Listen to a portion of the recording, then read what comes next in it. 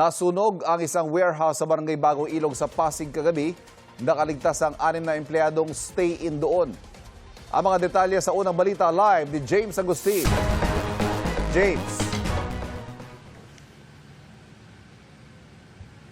Ivan, bago mag-alas 4 ng umaga nang tuluyang naapula yung sunog na sumiklab sa isang warehouse dito sa Pasig City. Inaalam pa ng Bureau of Fire Protection yung posibleng sanhi ng apoy at kung saang bahagi ng warehouse ito nagsimula. Nilamon na naglalagablab na apoy at makapal na usok ang warehouse na ito sa Barangay Bagong Ilog, Pasig City mag-alas 10 kagabi. Napuno ng hilera ng mga fire truck ang F. Pike Street. Mabilis na kumalat ang apoy sa warehouse. Itinasa sa Bureau of Fire Protection sa ikatlong alarma ang sunog.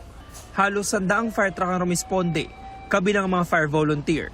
Sa kapal ng usok, kailangang gumamit ng breathing aparatus sa mga bumbero. Gumapang na rin ang apoy sa kaliwang bahagi ng warehouse. May punto pang kinilangan tungkabin ng mga bumbero ang dingding. Ang warehouse may mga opisina, pinapaupahang bahagi na may nakaimbak na mga tela at mayroon ding mga gamit pang golf. Tinupok din ng apoy ang 2 close van at isang motorsiklo na hindi na nailabas sa kasagsagan ng sunog. Nakaligtas naman ang 6 na stay-in na empleyado. Katabi naming warehouse, may umusok na po. Nagtangka pa po kaming patayin namin kasi may dala kaming fire extinguisher kaso hindi kami makapasok, sarado ang gate. Tapos simula po noon, buti yung mga babae sa taas, 3 nakalabas naman. Po, ang bilis. Talagang yung usok po napakabilis din Light materials po kasi lahat. Pasado hating gabi nang idineklarang kontrolado na ang sunog. Ayon sa BFP, wala namang naging problema sa supply ng tubig dahil may malapit na 2 hydrant sa lugar. Mga highly combustible materials tayo and then para ma-contain natin kaagad yung fire, kaya tinaas po natin yung alarm sa 3rd alarm. Pang entry natin is mausok po kasi siya So mahirap po natin siya mapasok nang wala pong sa PPE natin at saka standard naman po natin yon. Pagka po magre-respond tayo sa fire, meron po tayong self-contained breathing apparatus. Nangangalap pa ng mga karagdagang detalye ang mga arson investigator para matukoy kung saan nagsimula ang apoy.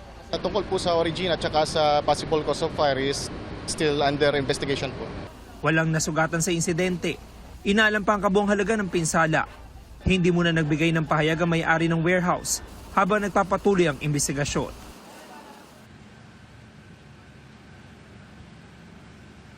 Samantala, Ivan, nagsagawa ng mapping operation sa Bureau of Fire Protection. Ngayong umaga, kinordona na rin itong area kung saan niya nasunog yung warehouse. At ngayong umaga, mas kita natin yung lawak ng pinsala, hindi lamang doon sa laman nitong warehouse, maging doon sa ilang parte ng struktura nito, gaya na lamang doon sa bubong na bumigay sa kasagsagan ng sunog kagabi. Yan muna yung latest mula po rito sa Pasig City. James Agustin para sa GMA News.